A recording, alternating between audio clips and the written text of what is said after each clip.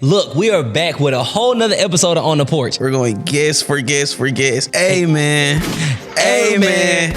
Amen. We're going bigger and better every time, guys. We have another special guest today. Make sure you like, comment, and subscribe if you're on YouTube. We are now, like First time right you now. played tic-tac-toe, who won? Was it you or the person that showed it to you? Probably the person that showed it. Because they understood the rules. They understood the rule of the game. The problem is that we don't understand the rules of the game. We're just going by the rules that the system tells us to do. So the system is telling us to put the money into the 401k and overfund it. They're telling us to lock your money up in an IRA. They're telling you all of this. But the wealthy know that's not the thing to do. We have a special guest who this house belongs to, this beautiful house. We have Marvin Mitchell. It's that the quickest way to kill a big dream is to introduce it to a small mind. Wow. And that's where a lot of people are right now. They stuck in an environment trying to get approval and validation from people in that environment that they never step out and go for the original dream that they had. First thing I want people to do is unlearn what they think they already know. Second thing I want you to do is think about life insurance in a different type of way. It's called life insurance. It's not called death insurance, which means it's for your life. Make sure you like, comment, and subscribe. We appreciate you all just for tuning in. Abundance is already your birthright. You just got to be able to claim it, and you got to know and you appreciate what you already have. Once you appreciate it, once you release the seed, more is going to come to you. So just let it go so it can flow.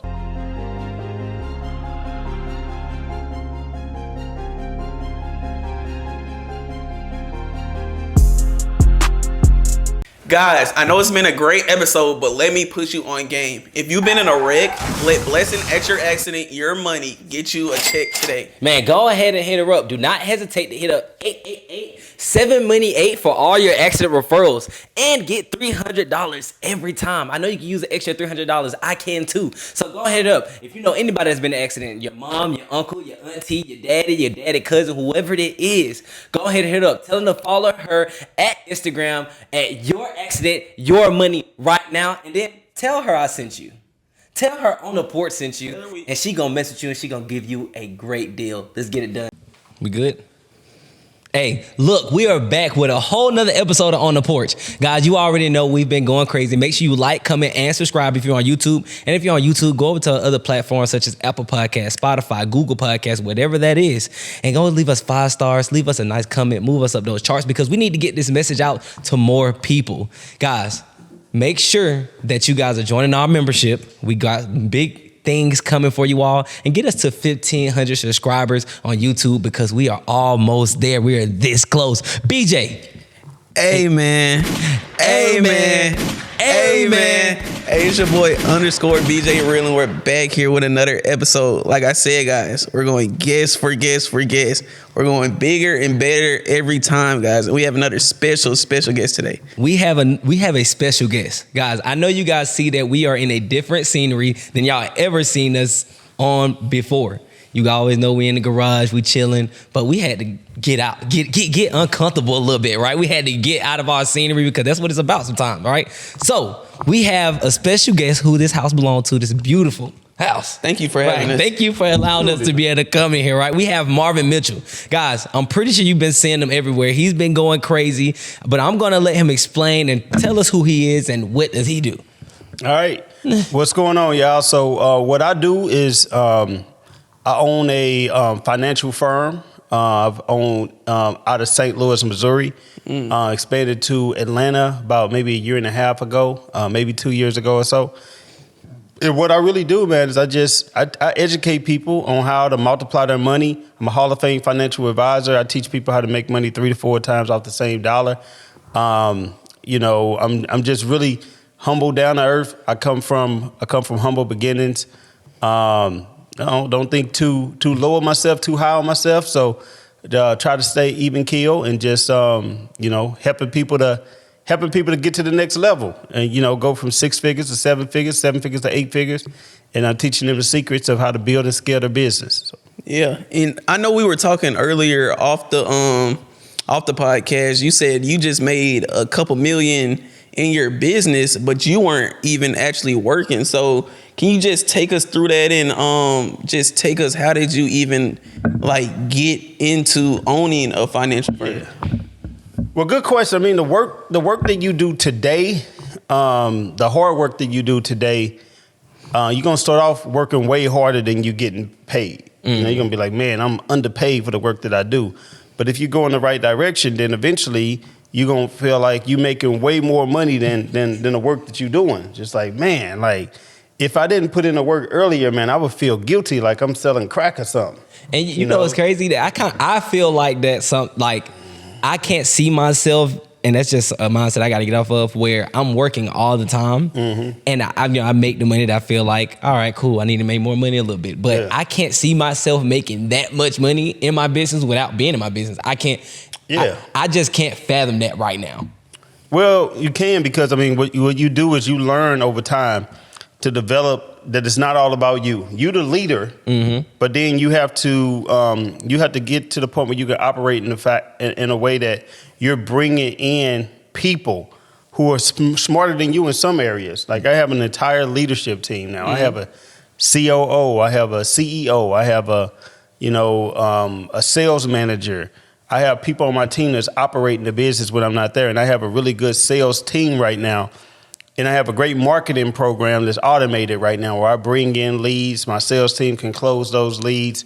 A lot of the work that I did earlier, I got a lot of clients now, so we can leverage those clients. We can get referrals from those clients. We can do client events. I've even trained people to speak and do workshops. So I have people, when I'm here, that's going out, they're doing their own workshops. Wow. And attracting the leads. And really, man, I'm just managing it all just by, not even managing. I got managers. I'm just overseeing it all. That's a different level when you have people that's actually doing like events and like actual like speaking events and stuff. That's a different level. But just to get into it a little bit, so like what technically is a financial firm?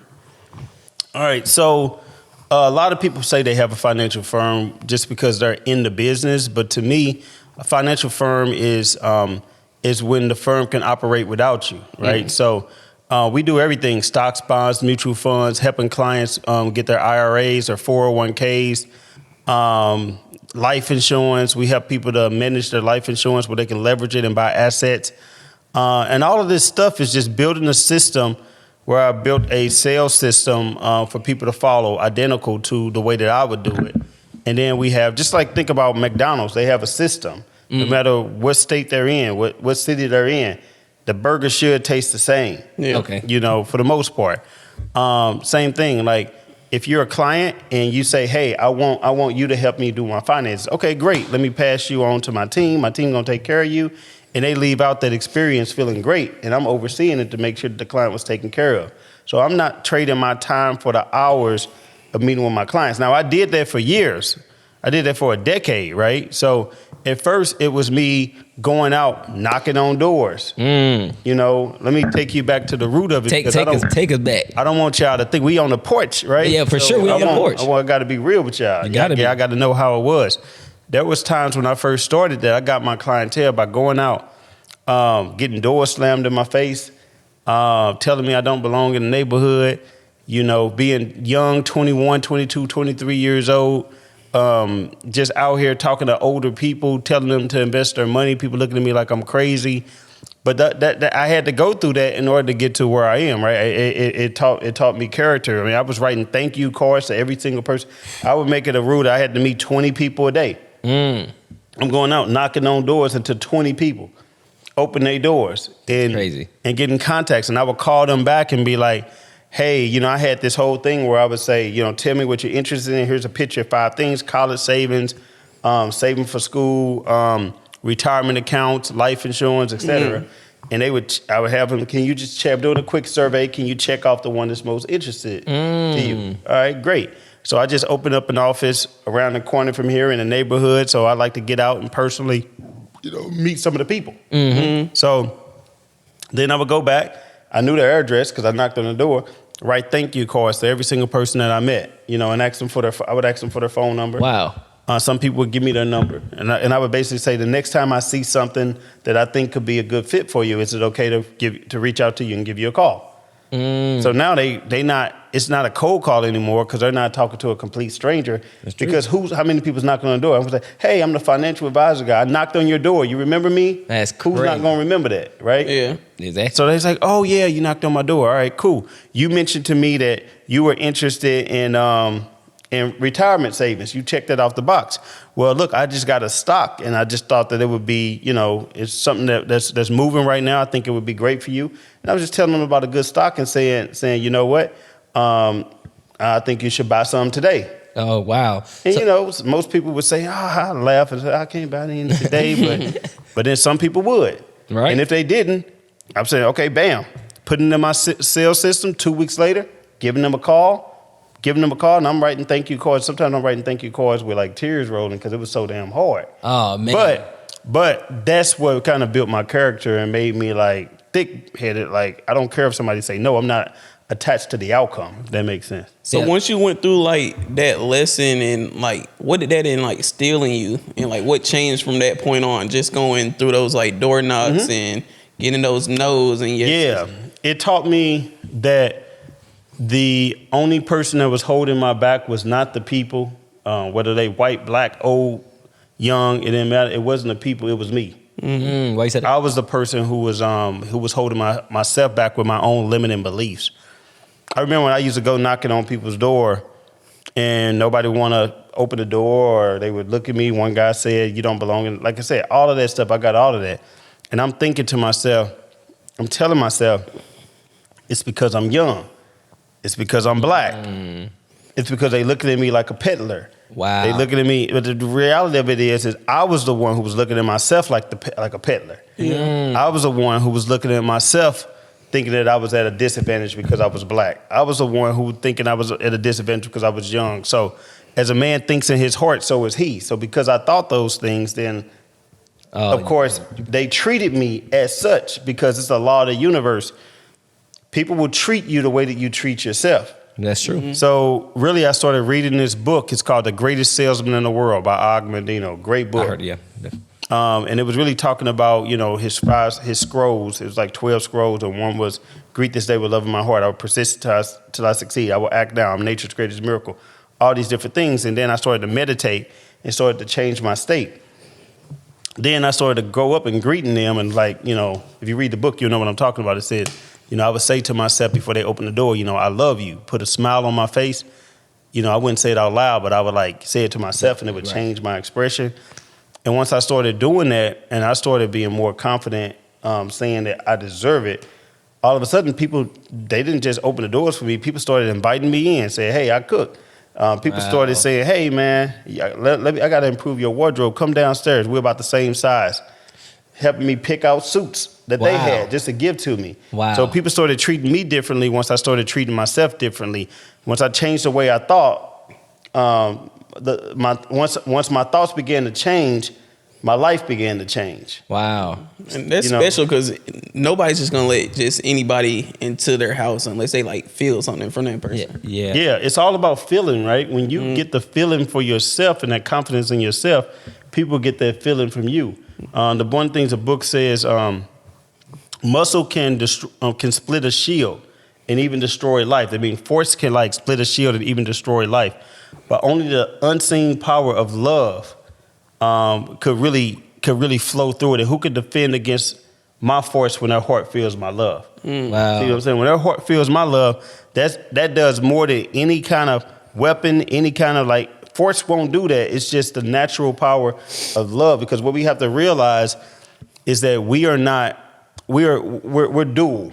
We're on this earth as humans, but we also are spirits. That's true.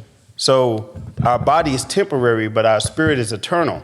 And a lot of times we only thinking from a standpoint of our existence in this life instead of how do we connect with somebody's spirit, which is eternal. Right. That spirit knew me before and is going to know me way after I'm gone because it's eternal. So I got to speak to that person's spirit and their soul, and they're not going to see me as too young because my spirit ain't too young.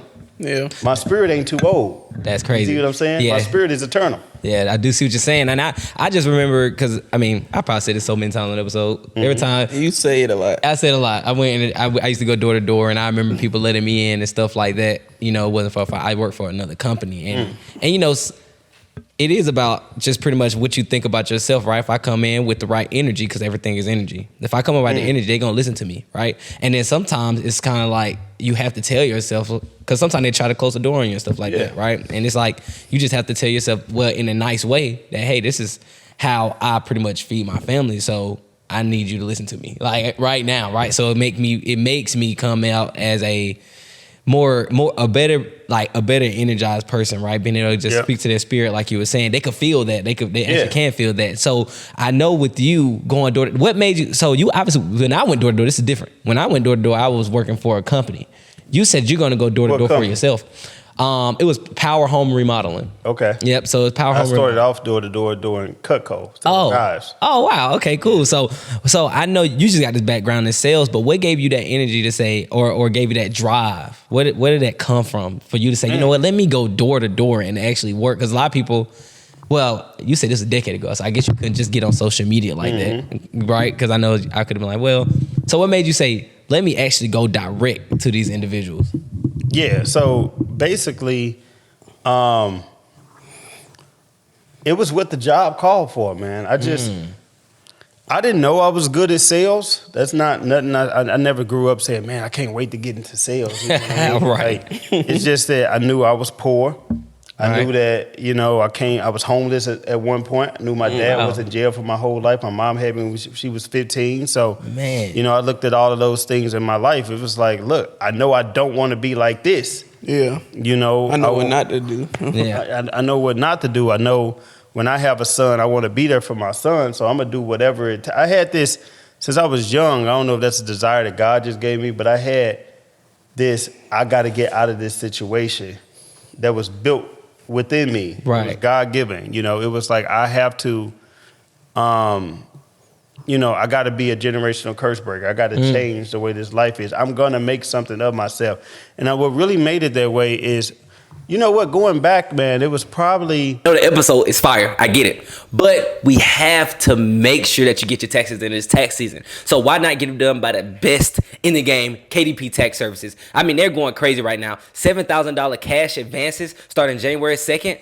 Guess what? That's upon approval, though. But also, they're in all 50 states, and it's virtual, so you ain't got to worry about leaving the comfort of your home. They also going crazy with the referrals. So you want to make a little cash? I know you do. I like to. So go ahead, hit them up, get the referrals as well. And also, they do tax preparation, especially for the self-employed. Guys, I know you hate doing bookkeeping. I know you hate doing all that stuff. So to keep all that stuff and get your taxes prepped, go ahead and hit up KDP Tax Services right now. They're going crazy. BJ, I mean, what you got to say about them? Guys, don't delay. Get your taxes done today. And why not from the best tax specialist in America, guys? The best in the game. Y'all can follow her on Instagram and Facebook at KDP_tax services.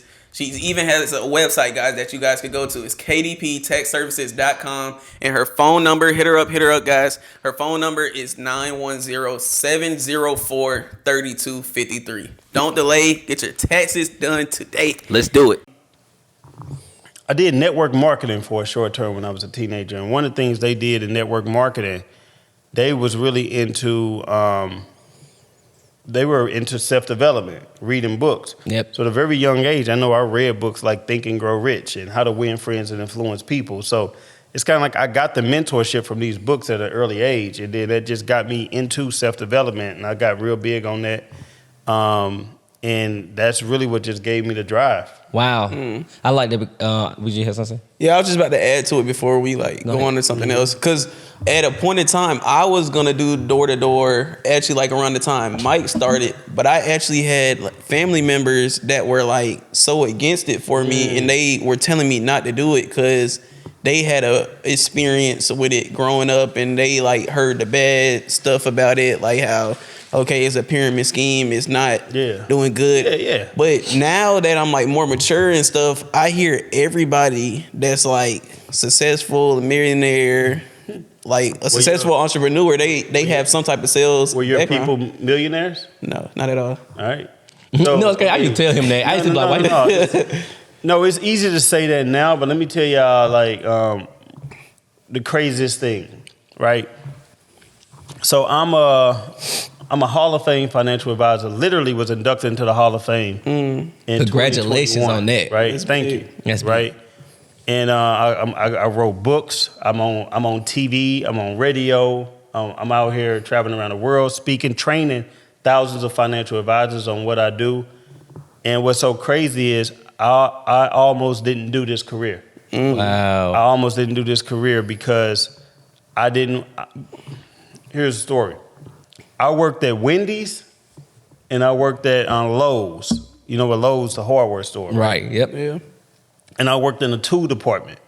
So I was making good money at the time, like $11 an hour, you know, $12 an hour maybe. Pretty good. And yeah, you know, pretty good. And I remember when I had graduated and I had got the opportunity to start my career, I got hired because they came to a career fair and I got hired at Edward Jones to be a financial advisor. So the thing about Edward Jones is there was an opportunity, 90% of people fail. But there was an opportunity that if you succeeded, you could make some real good money. 90%. But if you have to take your test. If you fail your test, you get 2 opportunities. If you fail your test, you done, right? They not going, you don't get a third chance to take your test. So anyway, I remember I told my mom, I was like, you know, and my family, I'm like, look, I got this job at Edward Jones. I told the manager there at Lowe's. Okay. And what they said was, man, we don't want to lose you. We'll promote you to team lead. And instead of paying you $11 an hour, we'll pay you $12.50. Oh. And a lot of people in my life was telling me, nah, accept that. You know, you young, that's some good money. You know, that's really good. And they said, plus, what if you don't pass this test at Edward Jones? Now you giving up the opportunity to get that raise and you giving up. So, you know, I almost literally had people who loved and cared about me that almost convinced me to take a job as I don't even know how to use a tool. Yeah. in a hardware store as a team lead instead of going for what I wanted to do and being a financial advisor. They loved me, they cared about me, but at the same time, they were attempting to protect me, but really what they were doing is they were hurting me. Yeah. You know, it said the quickest way to kill a big dream is to introduce it to a small mind. Wow. So we hear that saying before, right? But I say it like this to people. I use this analogy like the turtle and the giraffe, right? Okay. Oh, so yeah. I said it. You probably heard me say it, but like you're a turtle. That means you have big dreams. Sometimes people ain't gonna understand the steps that you're gonna have to take to get to your big dreams. A turtle means your neck is high. That means you can see above the trees. There's nothing clouding your vision. You know that you were meant to be great. Mm-hmm. Everything is good until that giraffe reaches their neck down and attempts to get validation and approval from a turtle. Now the turtle loves you. The turtle cares about you. The turtle might not be a turtle in their own dream, but they're a turtle when it comes to your dream because they're attempting to stop you, telling you, no, I wouldn't do that. That don't seem right. You should do this. You should do that. You should do that. And the problem with the giraffe is the oxygen flows through their neck. So when they stick their neck down long enough, they can actually suffocate and pass out and actually die. Wow. And that's where a lot of people are right now. They stuck in an environment trying to get approval and validation from people in that environment that they never step out and go for the original dream that they had. Wow, that's crazy because I mean a lot of people we hear this a lot of people just like, you know, people try to stop me, people try to tell me not to do things, but you know, why would you listen to someone that's not doing where you aspire to be? And I know for us coming from our environment or what the places we come from, people don't know much, right? They don't know enough to tell you, hey, you shouldn't do that. The only thing they go off of is what they've been brought up on. So you really just can't listen to that. So when you got started at Edward Jones, you did pass the financial test, right? You end up moving on and starting your own firm. Now with your firm, I guess that you're helping individuals figure out where places to put their money at, basically, right? At that moment. So how did you say this is something that I actually want to go into? Like, because now you're deep in it. Oh, right? yeah. I was poor. I didn't grow up saying, I didn't know how to manage money. I didn't grow up saying I want to be a financial advisor. I didn't even know what that was, that black people could even do that. Right. So my whole thing was when I was in school, I did mass communication. I didn't know what I wanted to do. General studies, marketing. I kind of liked marketing when I was younger, as I was going through classes. But now, as I got to my junior and senior year, I said, I'm going to go to law school.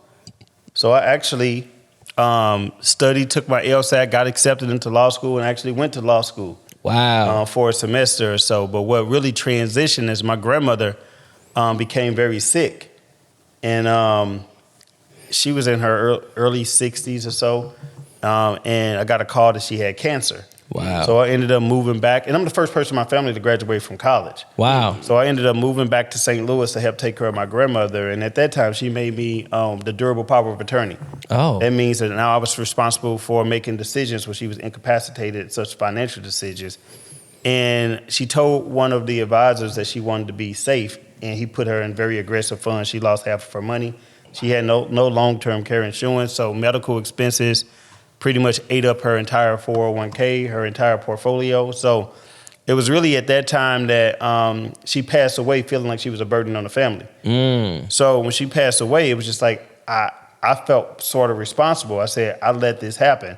And I said, I can't let this happen again. So I decided that I would go into to be an advisor, and I would learn everything I could about money to make sure that I helped everybody who were in situations like my grandmother was.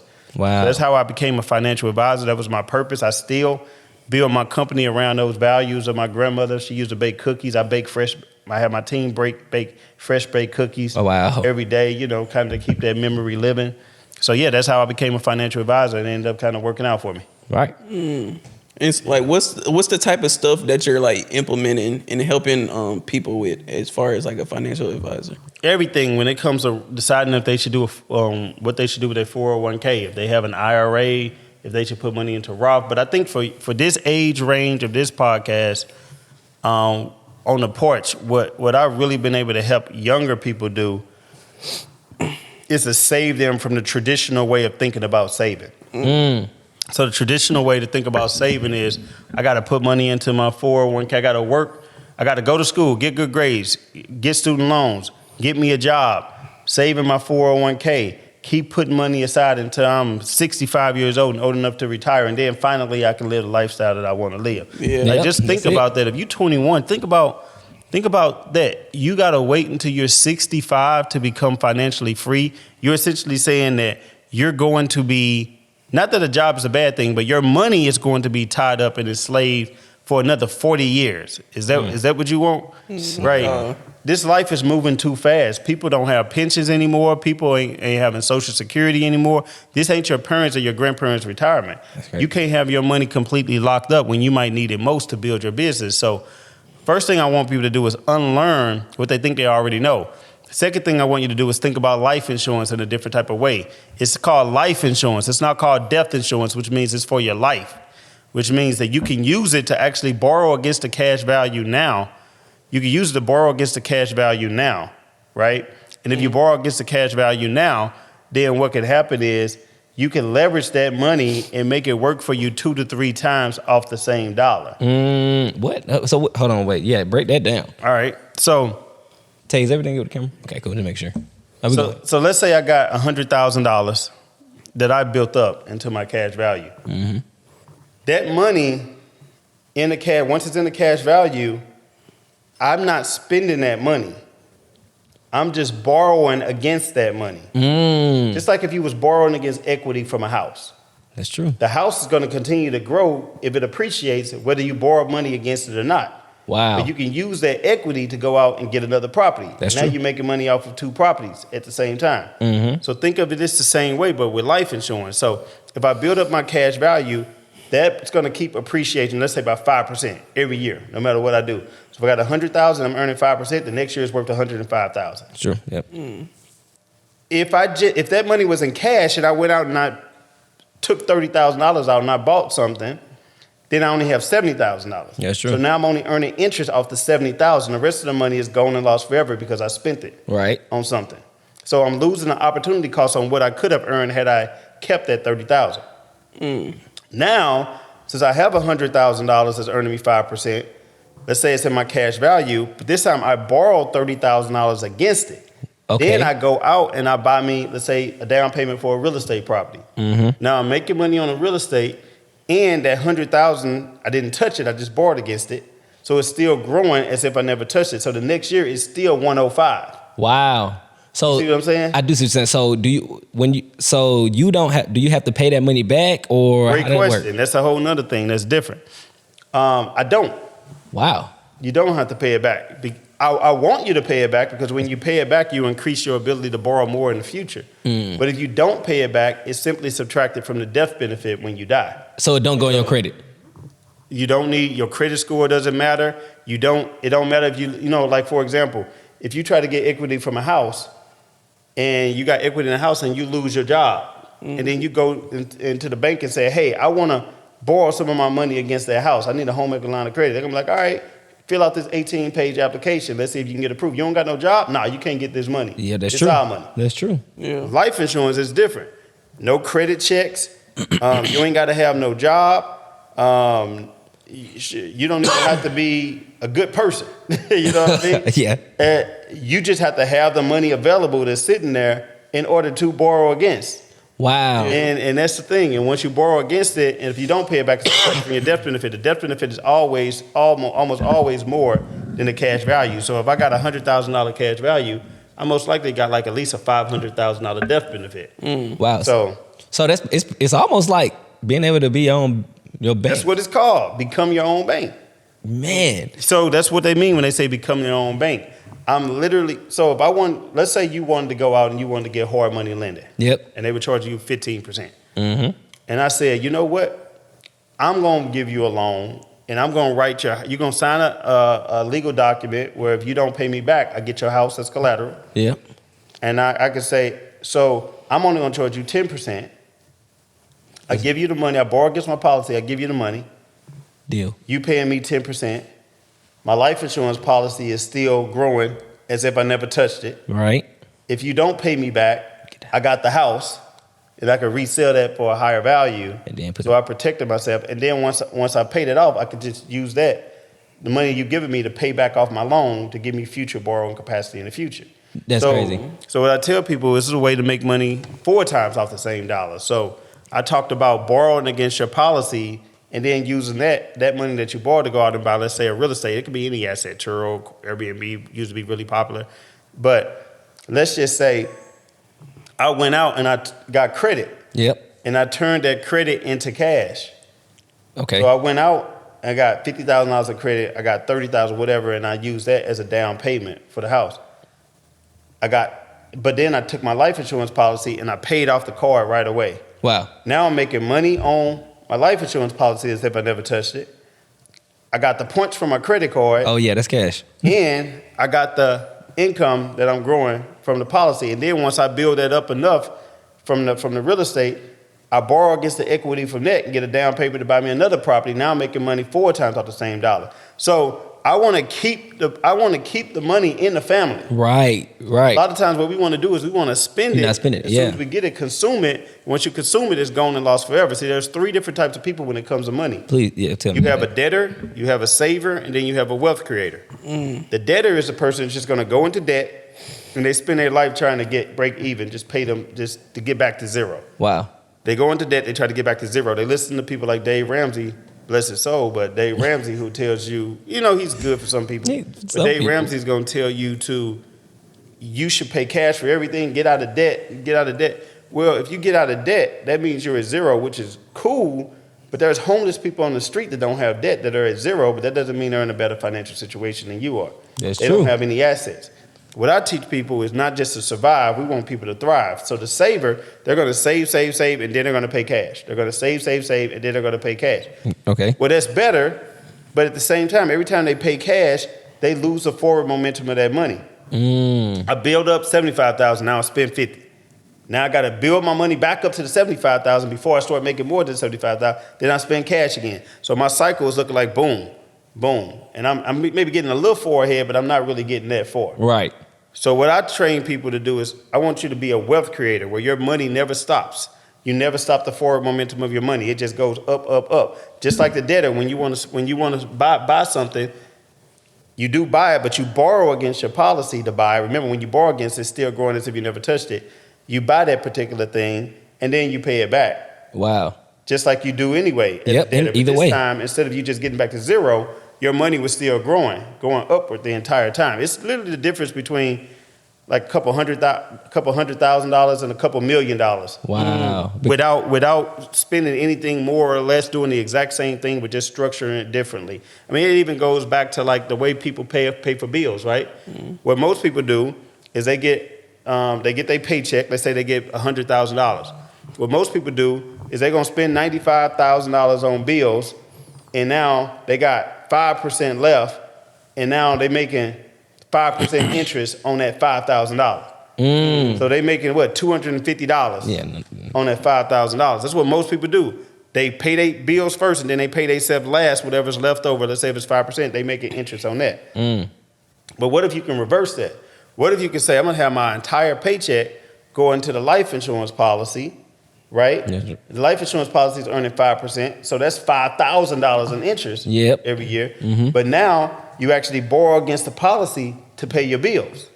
Oh, snap. You just did the exact same thing. You just kind of reversed the order, and now that $100,000 over 7 years, that's $700,000 versus we talking about $35,000 if you did it the way that most people do it. So you basically not. It's like when you do it that way, you're basically almost not even spending any money, right? Because I mean, you're spending it, but you're borrowing it against it, but it keeps growing because it's just as if you still have that same amount of money inside of your policy. Think of the life insurance as a flow-through account. I call it a wealth creation fund. Because it flows through that account. That's your wealth creation fund first. Then you borrow against it and do what you was going to do anyway. That's true. That one extra step, once it hits that account, boom, you activated it. Wow. And now once you activate it, it's going to keep growing. Wow. So what's for life? Dang. So at what age or like at what point in your life do you need to start looking into getting one of these accounts? And what type of account is this technically? It's a specially funded type of life insurance. It's either whole life or index universal life. It's permanent, not term. I got mine when I was 21. 21. Some people can get it. It's not too young. 18, you can get it at 18. Like everybody who's listening to this right now could consider it. Wow. Okay. So what's the difference between a term? Because most of the time we just hear about term. So what's the difference between term and whole life and then index? Like what term is temporary. Okay. So if you think about it, it's only for a term. It doesn't include any cash value, only a death benefit. And then if you live past that term, you don't get the death benefit. Most people think that it's much cheaper to get the term, which it is cheaper to get the term. But the problem is it's only 3% of those term policies are ever executed because these people either cancel the policy or they don't die. Right? That's true. how the insurance companies make their money. Well, whole or permanent life, they got to pay it off. As long as you pay your premiums, they have to pay a death benefit. Right. You see what I'm saying? Because it's permanent. Permanent policies doesn't mean that you have to pay the premiums permanently. Okay. You can structure it where you only pay the premiums a certain amount of time, but the policy is permanent, which means it lasts forever. There's two different main types, whole life and the index universal life. But not just any whole life or index. Again, I repeat, it has to be structured for the lowest amount of death benefit and the highest amount of cash value. My team, we help you with that, wealthcreationcall.com. If you go to wealthcreationcall.com, we'll actually help you set this up for you. But when you structure it that way, what you're doing is that money is going to the cash value. It's tax deferred. It grows tax free. You could borrow against it. It's safe. There's no loss provisions. It's collateral opportunities, again, to borrow against that particular money. It's unstructured payments, which means you don't have to pay it back. It has additional benefits, like it might have long-term care or disability waivers and all of that. It has all of these benefits that you can attach to it, which actually works for you and your interest for your money. And when you can use it for income, you can use it to buy assets. You can use it for whatever you want to, and it's not taxable. You can use it for college loan. But you can use it for college education. You can use it for just about anything you want to, or you can use it to get out of debt faster. You can even use it to pay off your debt faster and get out of debt like twice as fast. Wow. So you said it's not taxable. Yeah. So if you put your money in there, you're not gonna get taxed on it. Well, now on the front end, you know it counts as income, so it's like a Roth IRA, so you don't get it deducted for your taxes on the front end. But on the back end, it goes tax deferred, and when you borrow against it, it's tax free because it's a loan. Wow. And the they- death benefit is tax free. Okay, yeah. So your family won't have to just pay that back if you do pass away. They don't. Correct. I just can't. This is amazing because it's kind of like we just know a couple of ways of doing it. Where it's just like everybody tell you get life insurance. They tell you to need that, right? But they just tell you one way, and then it's like if you're trying to better your life, it's like, all right, let me figure out different ways like this. Yeah.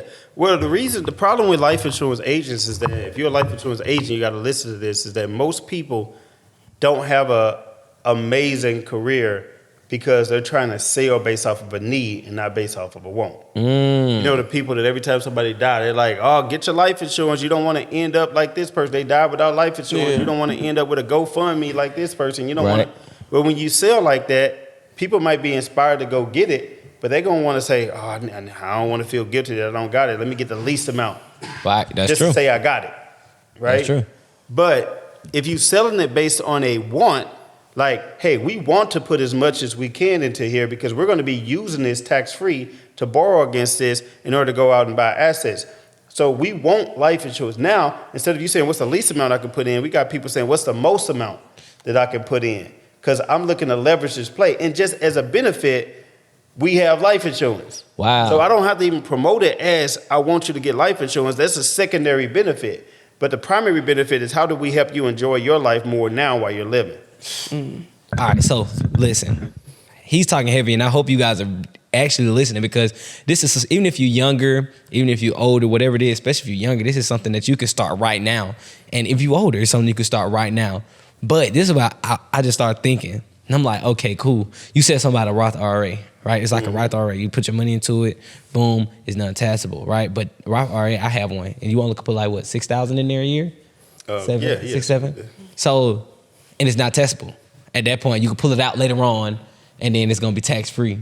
So, is it the same? How much is it a limit to? The same thing. They call this nickname of this is the rich man's Roth IRA, but it ain't necessarily for rich people.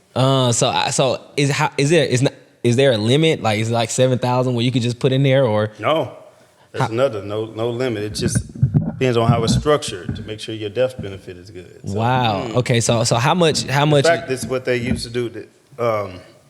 So, kind of further explain this. So, when you looking at life insurance, let's say you can get a $500,000 death benefit, right? Right. So there's a minimum that you could put in, and there's a maximum. Let's say the minimum was $500, and the maximum for that $500,000 death benefit was $10,000. Right. So, who do you think determines the minimum amount that you could put into a life insurance policy? Is it the government? So you say the government, and you say I say like the firm, actual company. Yeah. All right, we got one for you. Oh So shit. you is it's a company, right? Because they have because they can crunch the numbers and they can say, well, what's the least amount that they can give us where we still a profitable company, right? Right. Who do you think determines the most money that you can put in? No, you. The Is it most like the person that's putting it you in could put in. Who do you think determines the most in a Roth IRA or in the insurance? nobody, because you said it's not a limit. Damn it. You would have been right if you flip-flop your answer. It's the government. Oh, what? Dang, I won. I didn't win. You would have won. I would have won. So it would have been tied. It would have been a tie. So so here's the question. There is no limit, but based on that death benefit, there's a limit. Oh, based on okay. death benefit. So why would the government ever be concerned with how much money somebody put into anything? They don't want you to be too rich. I feel like the government, they put limits What does on the government care about? How does they make Taxes. Taxes. Wow. The government don't want you to overfund this thing too much because then because it's tax free. So in the old days, wealthy people used to dump millions of dollars in there, and because they know it's going to forever be sheltered from taxation. So they created a rule to kind of limit it to say, well, if you go over this standard amount based on your death benefit percentage, if you go over that amount, then it'll become taxable the same way that your IRA and your 401k and all of that is taxable. If you stay within that limit, it's called a MEC, modified endowment contract, then it's forever not taxable. There are a couple other rules, like you have to do it for a certain amount of years for it to be that, but that's something that we help you with. So now, going back to the minimum amount. So if you had a choice between putting $500 in versus $10,000, you're going to say $500, right? Most of the time, yeah. So when you do that, you're buying a term insurance policy. That's what a term is. $500. You're buying a term. It lasts for that term. We talked about that. It only benefits the death benefit. You don't get any extra benefits. So why would a person put $10,000 into a policy that they can get for $500? Well, it's permanent, number one. But number two, they get all those benefits I mentioned earlier: collateral opportunities, tax-free, to borrow against it, no loss provisions, which means they can't lose, non-structured payments, which means they don't have to pay it back. If they don't pay it back, it's subtracted from the death benefit. All of those benefits they're getting, so they're putting that money to work, and now they can borrow and leverage that money to make more money, and they still got the death benefit that's guaranteed for the rest of their life. So there's a lot of different ways to design these particular policies. You could design it for the highest death benefit, which is how most people do, for the lowest cash value, or you could design it for the highest cash value and the lowest death benefit. So that's what we want to do. We want to design it for the highest cash value and the lowest death benefit. So sometimes I get, well, why don't I already know about this? Why didn't anybody ever tell me about this? Why doesn't I was literally going to ask that, like, why? Because when they structure it the old way, they get 70% more commission. Agents. It's hard to get a man to understand something that their wallet depends on them not understanding. Oh, so they depend on the agents depend on getting paid from that. So they're not gonna tell you about nothing. Why would they so, man, if I could have made $10,000 commission versus $3,000, how much? And let's just say that's one person. That's $7,000 lower. Let's say across 10 different people, if I made 10,000 of those 10 people, I made 100,000. If I only made 3,000, I made $30,000. How likely am I to want to feel excited about cutting my commissions down by 70%? Not at all. I'm not saying anything. And that's just I'm not saying nothing. That's just the person. What about the company? Oh yeah, the company hey, The just company go with this one too, and they lose that across the board. So they looking at millions of dollars. So they're not going to tell you. So a lot of times I say 90%. You know now more just watching this video more than 90% of agents know, or at least they acknowledge that they know. You know what's crazy? So I sat down with a couple of agents, right? And they like, and I'm just asking you questions, and I'm like, look, I want to get whole life, and they always push me back to term. But yeah. But I guess that's why, because most of them be like, well, you need to be able to put this much money in first because it really won't make a difference. Because they don't understand. That's crazy. This is some advanced level stuff that's been around for centuries, but it's how Walt Disney funded Disney World. It's how JCPenney's funded JCPenney's. I mean, what I'm saying is nothing new. Banks have more life insurance as their number one asset. They use this to borrow against it for different things. I'm not saying anything that doesn't already exist. It's just new to us, right? And it's new to us because, if you don't know it, you just have to go what the company tells you. So if the company tells you to just give everybody term, just to make it easier, just sell term insurance. Tell them to buy term and invest the difference. They're not willing to take the time to learn about what the wealthy people are doing. Wealthy people who are making, a lot of money, they're not going out and buying term policies. Why would they? They might buy a piece of term, but believe me, they're all buying permanent policies because of the legacy building, tax-free benefits, and the ability to borrow against it. They're buying permanent. Wow. And to have a high cash value, is there a average monthly payment that it depends on how much you can put in? So, I say what's the least amount that I think people put in? It's about $250 a month to $500. But I've had people I got somebody who messaged today, they want to drop it $800,000.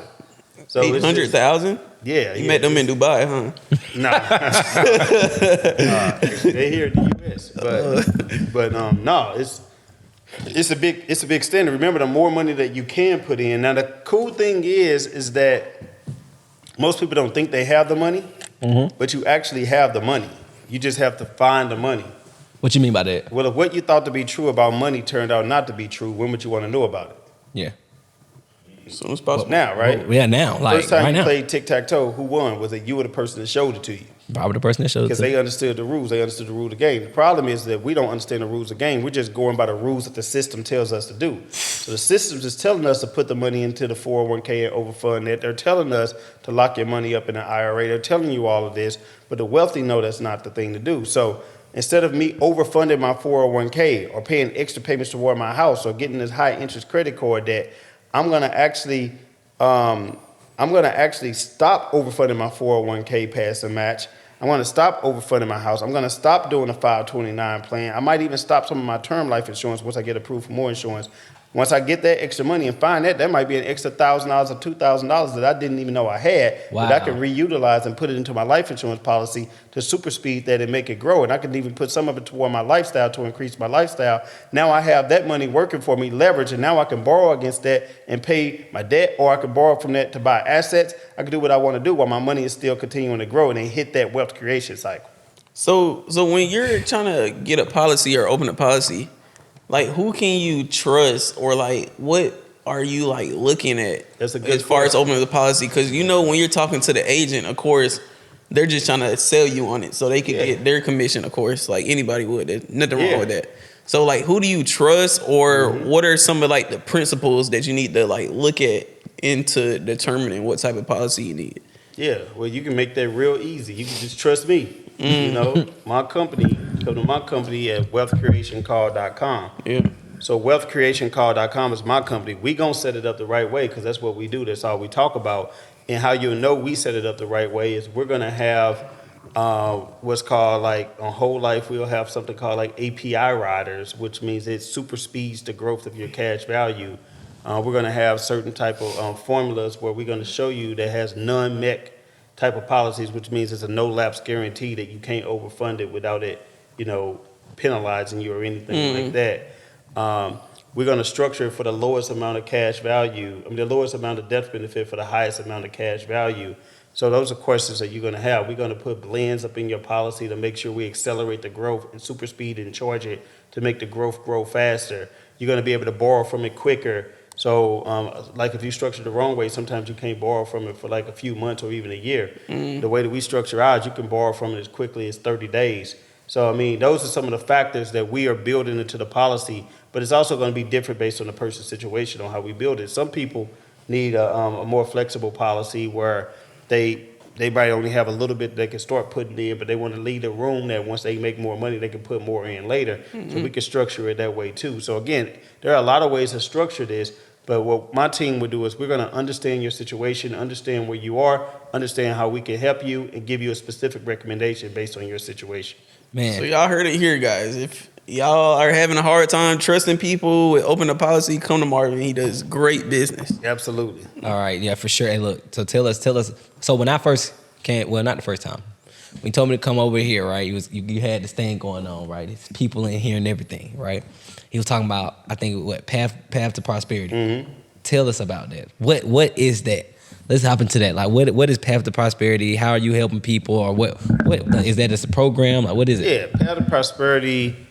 It's a program that I had that I joined forces with a couple other people, Ash and Storm, and what we did was we wanted to create something where people could learn how to be an entrepreneur, learn how to buy real estate, learn how to structure your policies the right way, learn how to do all of those particular things.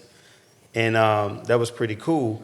And stemming from that, my portion was called Wealth Creators Live. So That's what for sure. Yeah, so Wealth Creators Live, I think that's the event that you went to. Wealth Creators Live. And that event is really teaching people how to scale their business. If they have a business, we want to help you to grow it in operations. We want to help you to grow your marketing. We want to help you to grow your sales. We want to help you to build your team. We want to help you to do human resources, all of those things that's normal in a business that a lot of people just go in with the flow. They don't have a real business. They just have a job that they're working harder than they did in a regular job but getting paid less. So we want to make sure that we increase your profits, because that's what business is. Business should be about you making more money and being able to enjoy more time freedom. We also want to show you how to actually enjoy your life more, because the way I look at it is if you can't take 30 days away from your business and it's still successful, you don't have a real business. I've been away for a couple of weeks. I went to Dubai, I went to Orlando, I went to all these places, and we just had a record month without me in it. How much you made? I'm gonna ask. We did about $3 million. And I didn't touch anything. Just end the podcast. You know what I'm saying? You gotta say he's been out. He has Like done 30 days, almost a couple of weeks. Yeah. He was on leisure time, guys, and had a great month. Imagine how good it feels. You just sitting on the beach, or you sitting in Dubai, just watching Burj Khalifa, or just in the mall of Dubai, and you check your phone and you see, oh, you just made $100,000 today. That's cool.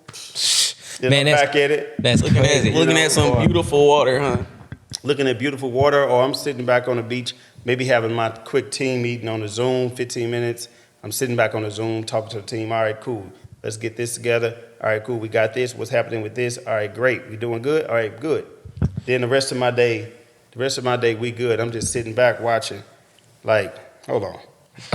Please pull it up. We love the receipts. Now, you see today, I'm doing this podcast. Mm-hmm. Doing the podcast, and we came late. Doing this podcast, they came late. They was on the porch still.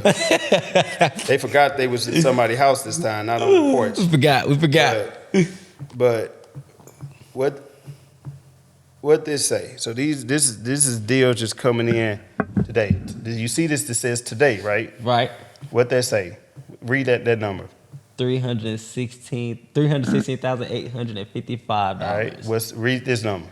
2006. Oh no, my bad. $268,338. What this number say? $45,978. What this number say? $137,102. What this number say? Which one? A policy for how much? 500 to 800K. 500 to 800,000. Okay, yeah, 800,000. Let me not. What this say? What this number say? 152,120. Today, am I right? This is today. The day ain't even over yet, is it? No, it's only 4:30. What this number say? $210,340. What is my comment? This is me. You see my picture? What this say? Another $1 million day. Not $1 million. Not mine. Another $1 million day. I mean, this is amazing. What this say? We still going. This still today. $122,700, and this at what that time said at the bottom? 4 or 5. 4 or 5 p.m. and it said it's the 6. People usually work at 6, 7, 8. It's the 6, right? So I'm sitting here on the couch. He's sitting here on the podcast with us. Sitting here on the podcast, on the porch. On the porch. That's what I mean. That's how you got to get to. You got to get to building your business in a way that can still operate without you and it's still operating to maximum efficiency. And that's what I teach in my mentorship. I have a mentorship called Wealth Creators Live Inner Circle. Oh, man. And that mentorship, I teach people all the principles that I learned since I was 21 as just finding my way so you don't have to repeat any of the mistakes that I made. You can join my mentorship. We teaching you how to build and structure your business in a way that operates without you. We teaching you how to make money, be a money magnet, having that money to continue to come in and multiply, how you can actually build a team, leadership skills on how you can actually manage that team effectively, how you can bring in people to manage those people so you don't even have to manage those people. And the quicker you learn to invest in yourself to somebody who's done it, you got an 8-figure earner right here that's willing to teach people how to do everything that I'm doing for less than $10,000. Man, this is wild. For a year. This is crazy. It's crazy. I never had that. If I had that, I probably would have been a millionaire a lot faster. Man. So you're out here showing people how to attain wealth. So in your own words, what is wealth to you? Like what? How would you define wealth? It's thinking beyond your life, thinking generationally. Like, I feel like it's a difference between being rich and being wealthy. It is. Mm-hmm. Being rich means you can get a lot of money, you can be good, you can be considered rich. Football players are rich. That's true. But they retire and a lot of them go bankrupt, run out of money. People who win the lottery for a moment, they're rich. Being rich is for a moment, being wealthy could last for generations. Yeah. Wow. So look, if I'm obviously you're teaching people how to grow their business, which you do a great job at structuring businesses.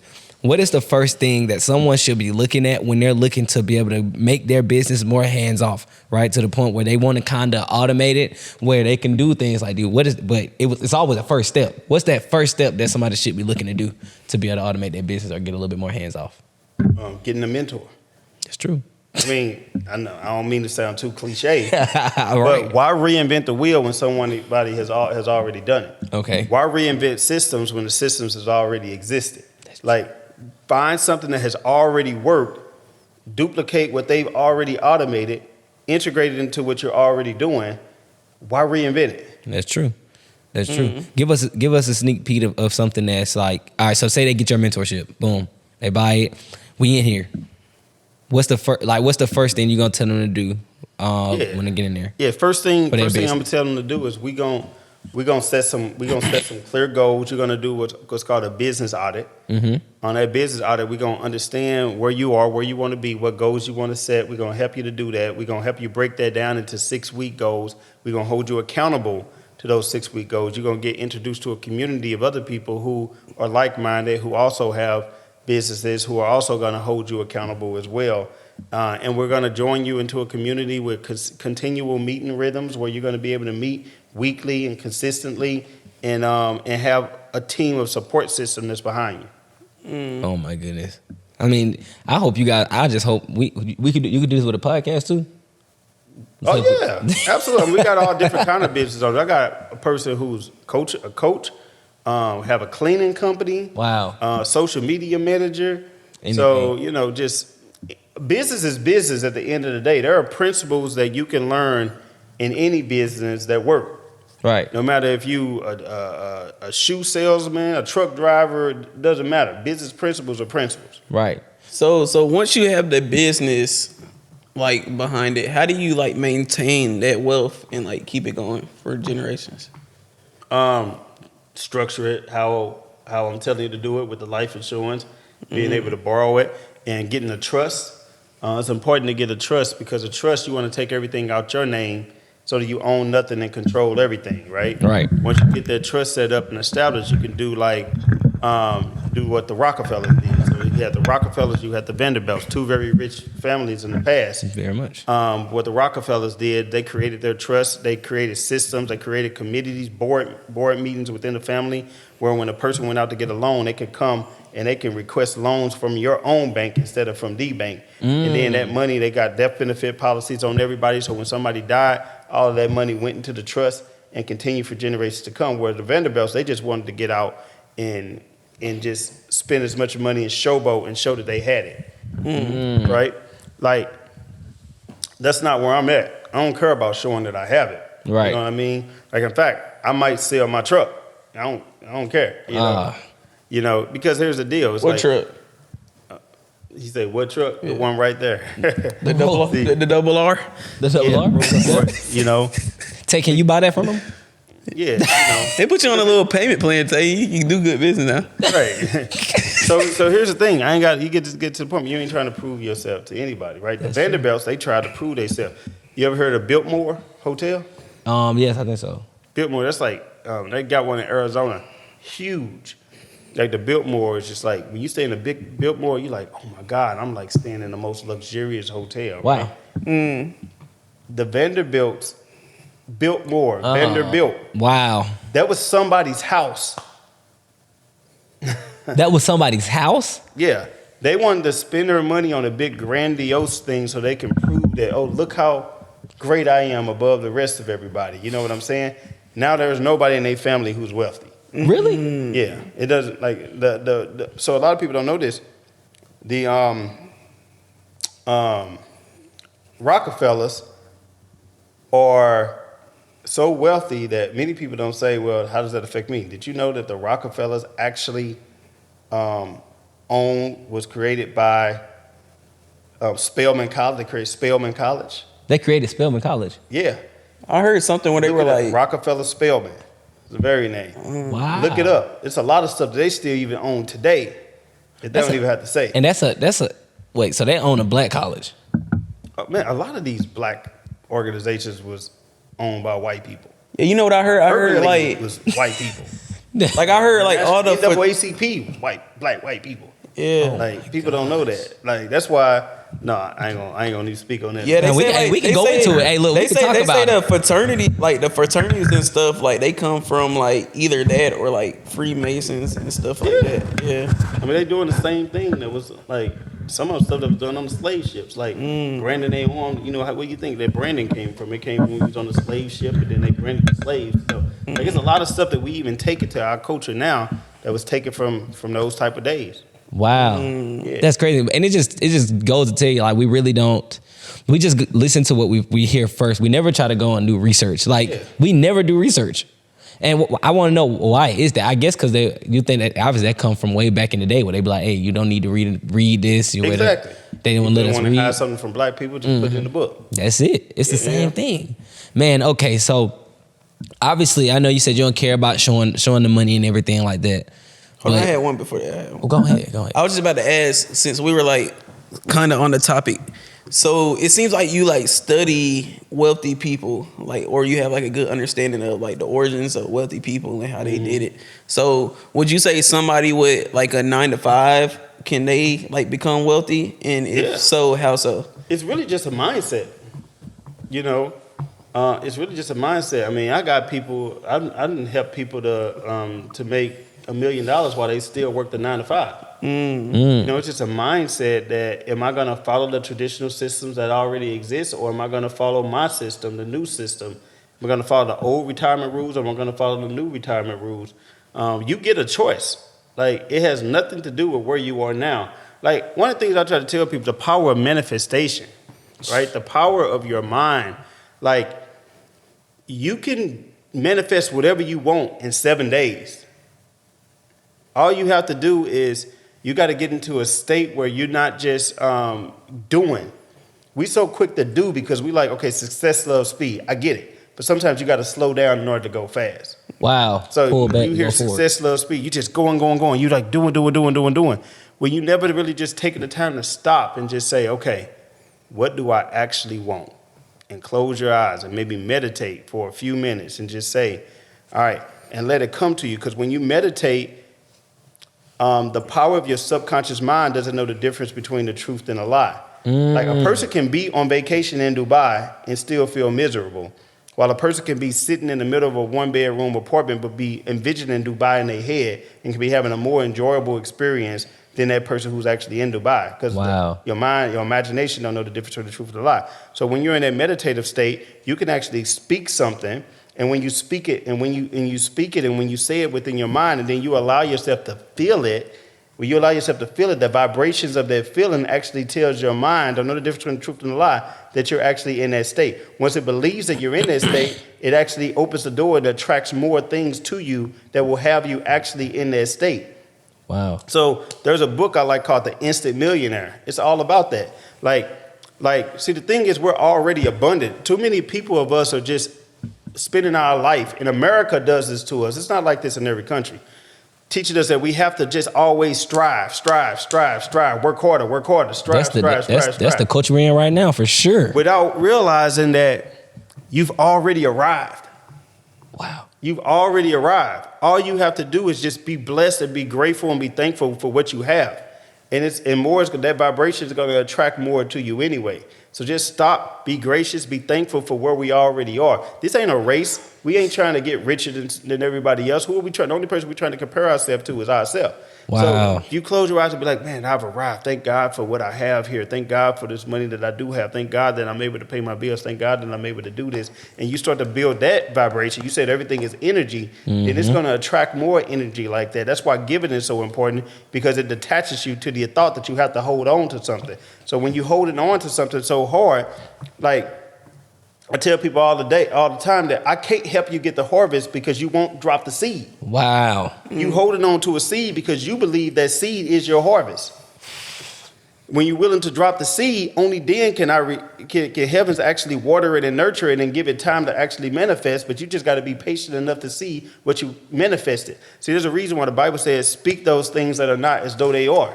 Because your words are powerful. The word, in the beginning, there was a word. The word was God. He just spoke the words, and then he worked for 6 days, and then he rested. The problem is that some of us never rest. Wow. Some of us, we just keep going, and we never actually spend the time to stop long enough to say that it already belongs to me. I just got to feel it, and I got to manifest it. That's crazy, man. Power in the mind, guys. That boy, what Pooh Shiesty said? He said, I was born rich. I just ain't received my payment yet. That's true. That's it. You were born with an inheritance. Yeah. See, we only working out of our mind our active mind is only contributes about 5% of our mind power. Our subconscious mind contributes to 95%. Wow. The subconscious mind is what actually is the thing that's going to get you to the next level. But we so focus on thinking that we know all the answers and we're going to just do. You can have the plans all you want to, but if those plans are coming from the active mind, you're missing about 95% of what's possible in your life. And you got to tap into that subconscious mind. The only way that you do is you tap into your original spirit. Remember, you're already a spirit. You tap into that original spirit. That original spirit is going to remind you who you are and what you already have. You just got to go claim it. Man, that's crazy. I remember when we was at your mastermind, you used to tell yourself, like, I'm a $1 million a month producer. Like, you used to tell yourself that, and then it eventually happened. Those words are powerful. Yeah. I had to change it. Because at first I said I was a $1 million a month producer. Then I had to say, once I got it, I was like, man, if it worked for that, all right, I'm a $1 million a week producer. Then it worked for that. It's like, all right, I'm a $1 million a day producer. When it worked for that, I'm like, wait a minute, this thing works. What does that say on my phone? I make $100K net. Say it loud. They can hear. I make $100K net, $100,000 net profit per day. Net. What they say? That's net. $100K net. If you make profit per day. If you make All right, 100K net. Wait. This is my affirmation. I was saying to myself. What does this say? I just text somebody this. What is this? This today? What time I text it? What? Three. Right here. Another 3:31. day. Read what it said. 3:31. Another 100K day today. Another 100K day today. Another one. Not I made 100K today. It said another 100K day today. Another one. That's the norm. That's the normal. Now when I wrote this on my phone that I make 100K net per day, I had to battle with myself because I'm like, 100K a day. I'm being extra, like 100K a day. Not 100K. Not I make 100K a day. 100K net per day. That means in my pocket. So that's what I'm saying. When I said that, I wasn't doing. When I wrote that down, I was only doing maybe on average like 5,000 a day. So I said 100K a day. So that seemed like a stretch. But once I manifested it and visualized it and kept saying it to myself every day, now it's normal. Now, if I look at my time and if I didn't make 100K a day, I'm like, damn, what happened today? Yeah, it's funny because it was this girl we know. She was like, for her to be with somebody, she was like, they gotta make $1,000 a day, and then I make 100. Oh, I saw that. Yeah, we had her. We had that y'all that asked that question. No, it wasn't us, but she's been on the podcast before, but it wasn't her. Yeah. Start with an S. Yeah, for sure. But the thing is, though, a lot of she said that. Somebody said, "Do you make $1,000 a day?" Yeah, for sure. And I think she do. Yeah, I think she do, but still. But we ain't gonna get into that. But the thing is, though, a lot of people out here. I mean, it's good to have your standards, but like, why do he have to make $1,000? Who gave you that number? And that doesn't make sense. That just come off the top of your head. He got to make $1,000 per day. Number one, even then, it's like that's all relative. Yeah. You know, somebody else will say he got to make $1 million.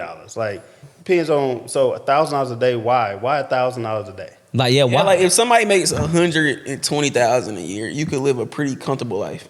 Yeah. A comfortable life. I mean, on certain stuff. So to me, it ain't about saying, oh, he got to make $1,000 a day, or she got to make $1,000 a day. It's like, will that person fit into your lifestyle? Now, if this person has a kind of lifestyle where she's up and she's like, she got to jump out and fly at the jump of a dime and get on and maybe fly first class if she wants to. She's used to that lifestyle, etc. Then you got somebody that's only making $100,000, and she knows she's gonna add stress to that person's life by him having to spend money when he knows that's eating deep into his salary. Then that's a potential conflict because she knows the lifestyle that she like to live. But if this person actually has it to where he can do what he wants to do, and then if she wants to jump up and travel, he not tied up. He can say, cool, I can jump up and travel too. Yeah. That's a different thing. Maybe she say, well, I don't want somebody who works a 9 to 5 and has to take a 2-week vacation because I'm an entrepreneur and I need to go when I go, and I want that person to be able to go with me, and I want that person to be able to take me on. That's different. Well, that's different than talking about, let's talk about the lifestyle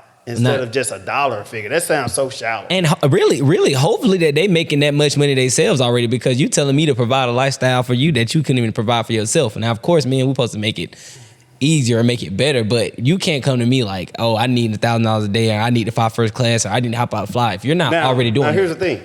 Do you want to just know that I make $1,000 a day just to know that I'm ambitious? That's what it is. Or that's cool, Or do you want me to make $1,000 a day because you think that I'm supposed to spend that $1,000 a day on you? No, that's what That's it the is. difference. I think that's I know what it when is any ultimately. Because girl- even if you have it on, because let me tell you, man, I'm telling you, there are girls who've had it, and I'm just saying, oh man, I'm good because I'm getting to somebody who I'm doing well, but I'm gonna get with somebody else who's also doing well. That's great.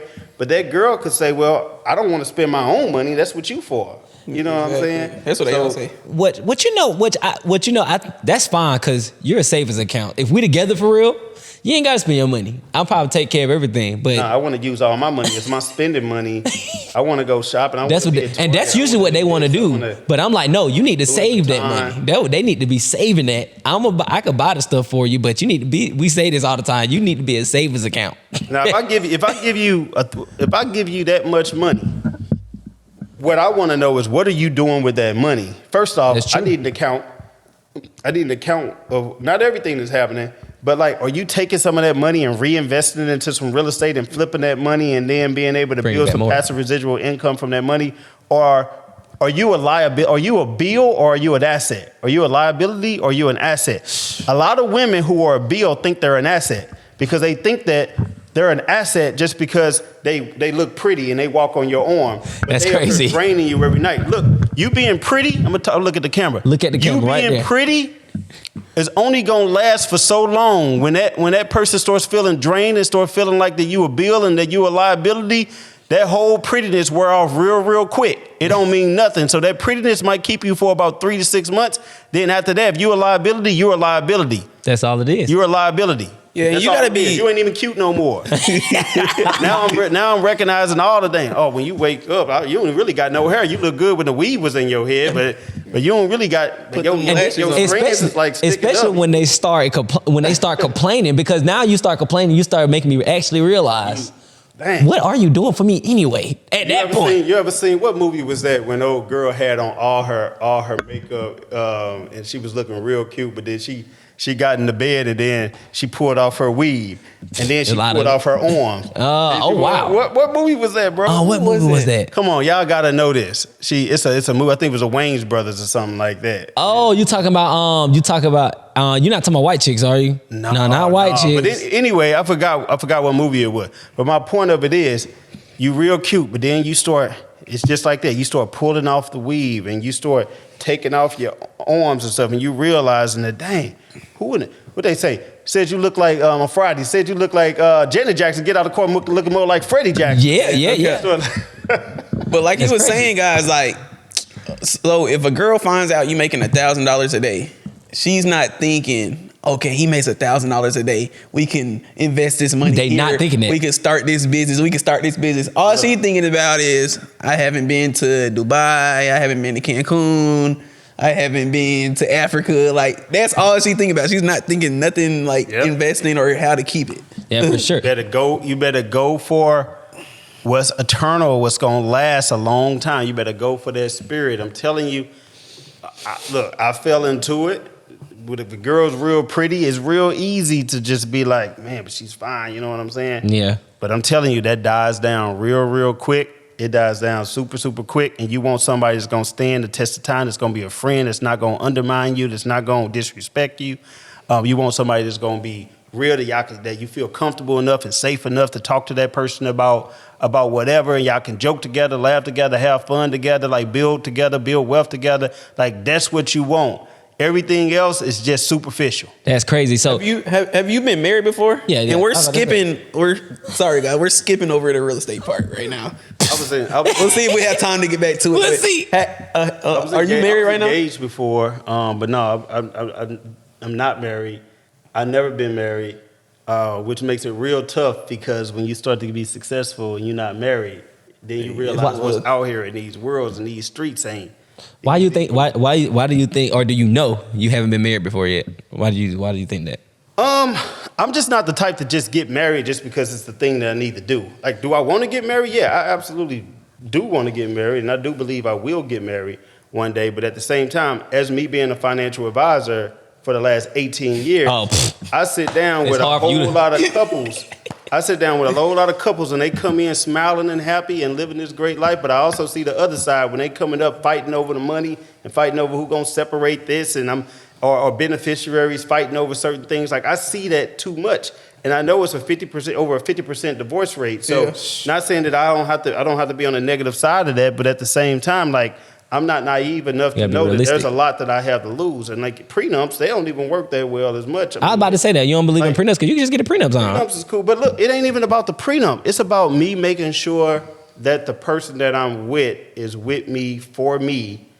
The person that I'm with is going to appreciate the real version of me and not just being an opportunist to see what they can get from me. And it's hard. At your point in life, it's kind of hard to do that. Yeah, you gotta have a good discernment, and I do believe I have great discernment. But sometimes I had great discernment in the past where my mind was telling me no. But my body's telling me yes. I'm telling you. So I'm telling you, like I know I was like something ain't right, but it is right, but it ain't right. So then you let yourself do that, but you got to learn from it. Like I made some mistakes when my discernment told me no, this isn't the person, but I kind of went along with it anyway. But you learn from that, and then I make better decisions the next time. That's it. You got to learn from it, man. I mean, it seems like.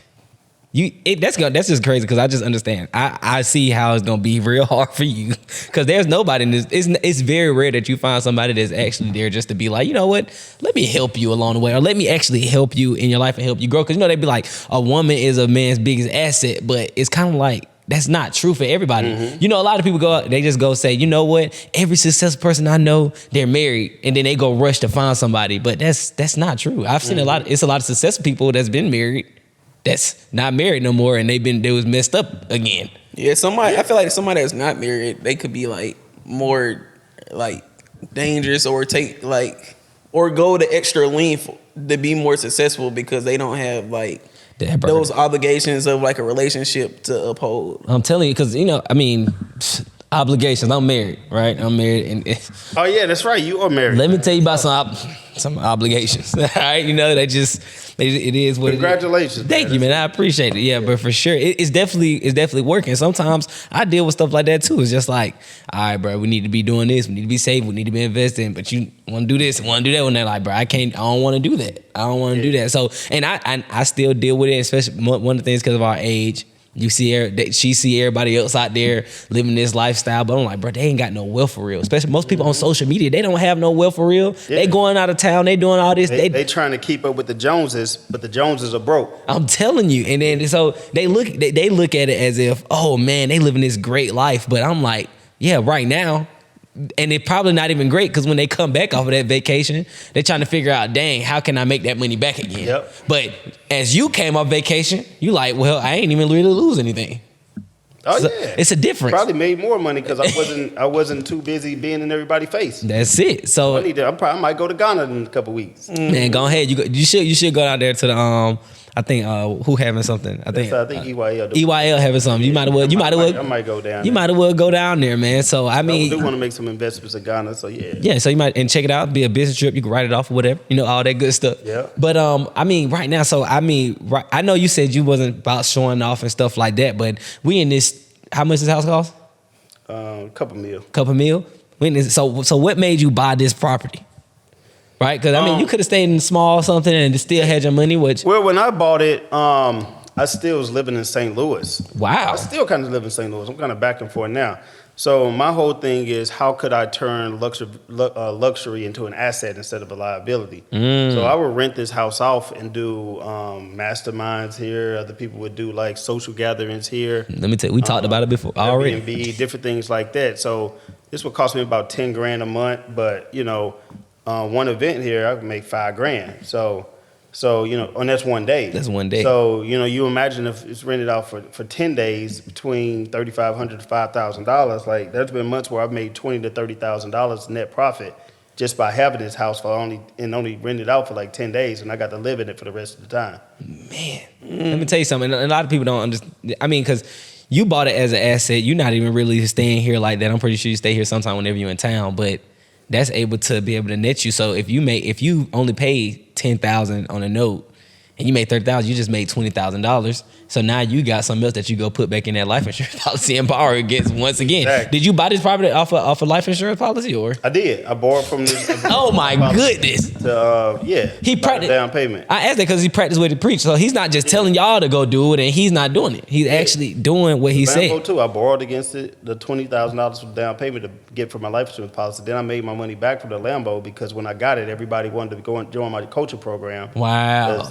Many people want to see evidence. So that's crazy. So I mean, y'all gonna see the house. We're gonna put in like a little intro. Y'all gonna see it. Y'all probably already seen it at this point. Now, do you know how much you like own in real estate, or how much like monthly do you like make in real estate? Like, do you care to share? Yeah, I mean, I know what I own. I just bought 2 properties in Dubai. Wow. So it's a different level, big guys. Infrastructures down there. But I do multifamily. I own over 500 doors right now. So I do apartment syndications. Where I have partners to buy apartment buildings. I got one in Atlanta. I got one in Ohio. I got one in St. Louis. And I also own property in Ohio, in Missouri. In those properties, what's so crazy is I own my apartment building and I own 3 homes in Ohio. And I've never been to that city in Ohio. Wow. But I just know I get my checks. I got property managers. I get my checks. I get people calling me all the time. Do you want to buy? Do you want to sell? You want to sell? All the time. Wholesale is me. All the time. It's probably people like you calling me trying to buy my property. Probably BJ called I just be like, I'm sorry. You might be one of them. I'm like, no.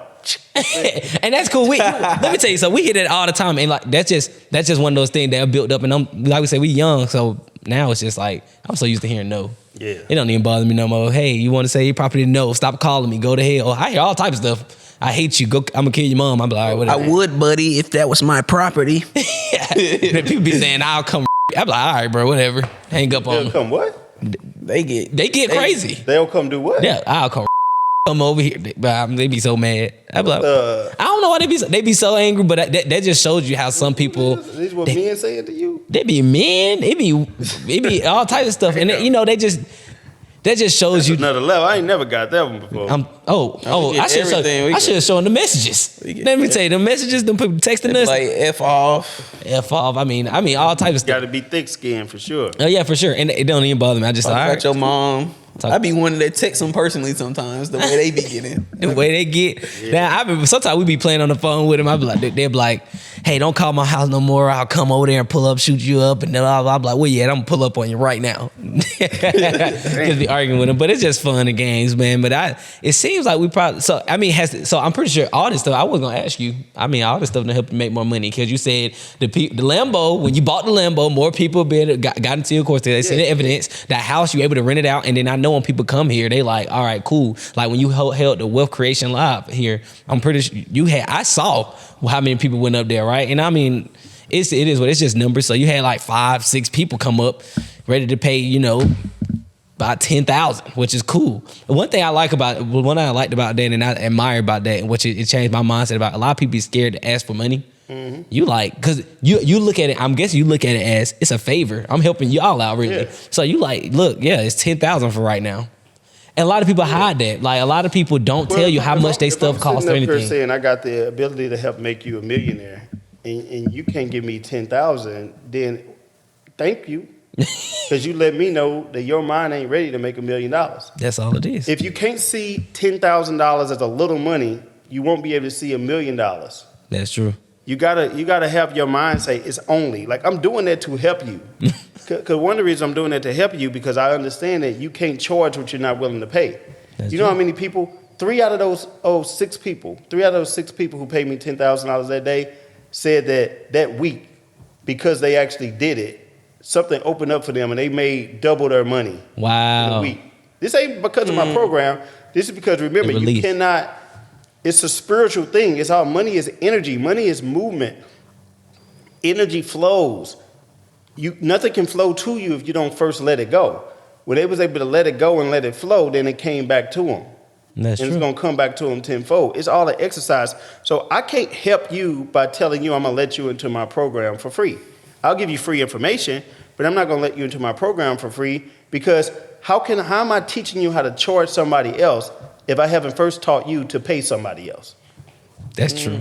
Let me tell you, I tell people that all the time. I mean, and that's just, I mean, if y'all don't believe in mentorship and stuff like that, I know me and BJ, we paid probably paid like $3,000 for a mentorship, but we was able to actually grow the podcast, grow all that stuff, and probably made our money back by now, just from doing that, right? Yeah. We had the podcast for about 8 months, 9 months, wasn't doing nothing, right? When growing, no nothing. 3 months of paying for a mentorship skyrocketed real quick, just from re-listening. I mean, of course, it was some of the information that they gave us, but I think it's because we decided to actually make that investment and we was able to plant that seed. But man, y'all see the importance of mentorship. Y'all see the things that he doing, man. It seems like we probably been here for a while. I'm pretty sure we have been. I mean, it's just been a great conversation. I could keep going all day. We really want to keep talking. As you still talking, there's another $260,000. Man, right there. Man, that's good. Oh my God. You look, show BJ. Show BJ. Let him see it. Man, it seems like we probably been here for a while, man. But one thing that we do know is it's possible, right? And I'm sitting here, like, this is not something that we're lying about. We're sitting inside this man's mansion right now in Atlanta. $2 million. 500, 800, 137. Listen. Oh my So make sure you guys are tapping in and listening to what he's saying, right? But look, one last thing. We dropped these episodes at the beginning of the week, right? Since we dropped these episodes at the beginning of the week, we like to, on Tuesdays, we like to be able to leave our audience with something they actually go implement this week to better their lives, right? Even if it's incremental. And it don't got to be about business. It could be mentally, physically, emotionally, financially, or spiritually. Yep. Whatever that it is that you feel like you could leave them to go better their lives right now this week, go ahead and give it to us. We call it give them some. So give them some. And you can take it to this week and look into that camera right there.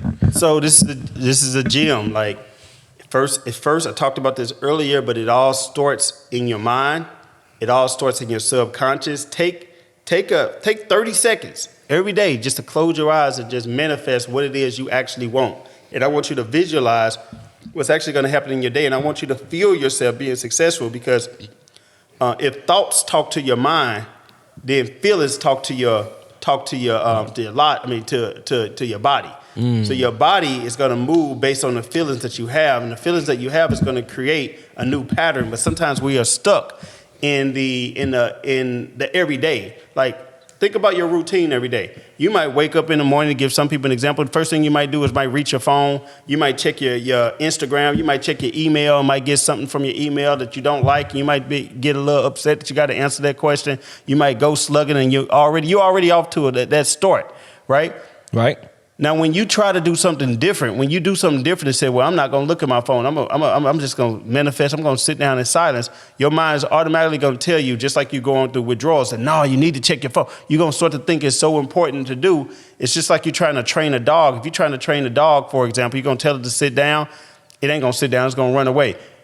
It's going to take a while to stabilize your mind. Don't beat yourself up. But once you learn how to get in that flow and start manifesting some things, I promise you, $1 million is easy. I used to say I wanted to make $1 million. Now I want to make $1 million a month. Now I want opportunities to make $1 million days. That's all the exercise in your mind. The same way that you got to exercise your body, you got to exercise your mindset. You got to train it, and you got to tell it where to go. You got to make your mind. You got to make your mind a slave instead of letting your thoughts become your slave. You got to start reversing it. And once you're more aware, you can delete that out and make something happen. So remember, you got to be grateful for what you have. Abundance is already your birthright. You just got to be able to claim it, and you got to know and you appreciate what you already have. Once you appreciate it, once you release the seed, more is going to come to you. So just let it go so it can flow. Man, this is amazing, man. I needed just some stuff that he said. I just know I need to work on. I need to do it, because I'm always like, I need to do this. BJ know me. Mm-hmm. BJ know me. I'm like, bro, I need to be calling. Stop striving and start knowing you already arrived. That boy BJ be like, bro, he just tend to call. Chill out. Right. He don't even answer my phone call no more time. I'm like, bro, answer the phone. I just be thinking. But man, it's crazy, man. Where can they find you at? What is the thing they can find you at social media? So you can find me Marvin Mitchell Official. Marvin Mitchell Official on Instagram. My YouTube channel is called The Thrive and Money Show. You can also go to wealthcreationcall.com and schedule your meeting to meet with my team to set up your policies.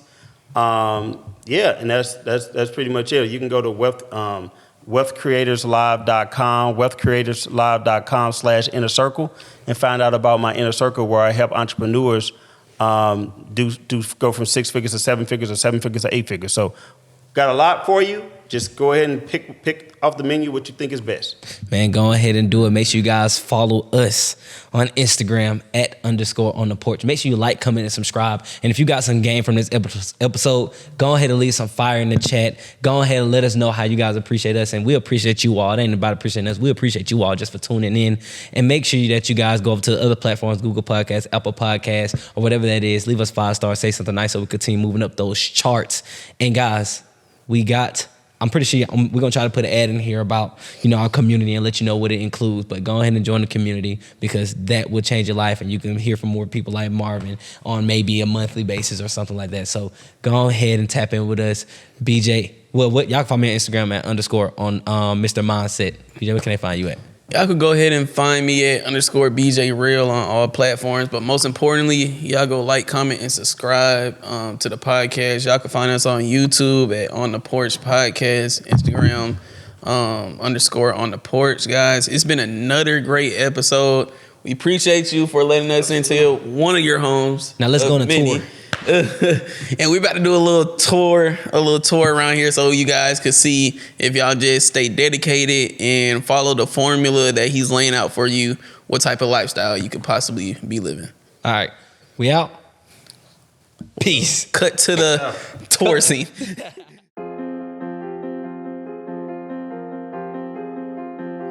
JT on the track again.